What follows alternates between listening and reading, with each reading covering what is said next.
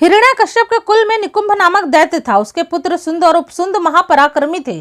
दोनों ने घोर तपस्या करके ब्रह्मा जी को प्रसन्न किया। ब्रह्मा जी ने उनसे वर मांगने को कहा तो उन दोनों ने कहा कि आप हमें ऐसा वर दीजिए कि हम समस्त मायाओं को वश में कर ले और साथ में ही आप हमें अमृत प्रदान करें। ब्रह्मा जी ने कहा, अमृत तो किसी को प्राप्त नहीं हो सकता, मृत्यु तो अटल है। लेकिन उनके बार बार आग्रह करने पर ब्रह्मा जी ने कहा, ठीक है, मैं तुम्हें ऐसा वर देता हूं कि संसार का कोई भी प्राणी तुम दोनों का संहार नहीं कर पाएगा, किंतु यदि तुम दोनों में फूट पड़ी तो एक दूसरे के हाथों मारे जाओगे। अब दोनों दैत्य अपने आप को अमर समझकर अहंकारवश ऋषि मुनियों पर अत्याचार करने लगे। उनके अत्याचार से त्रस्त होकर सभी ऋषि मुनि ब्रह्मा जी के पास गए।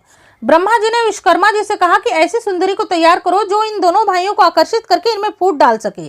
फिर तिलोत्मा नामक एक सुंदरी को समझाकर दैत्य बंधुओं के पास भेजा गया। उसकी सुंदरता पर मोहित होकर दोनों ही दैत्य उससे विवाह करने के सपने देखने लगे। तिलोत्मा को लेकर दोनों भाइयों में द्वेष की भावना पनपने लगी। अंत में दोनों ही तिलोत्मा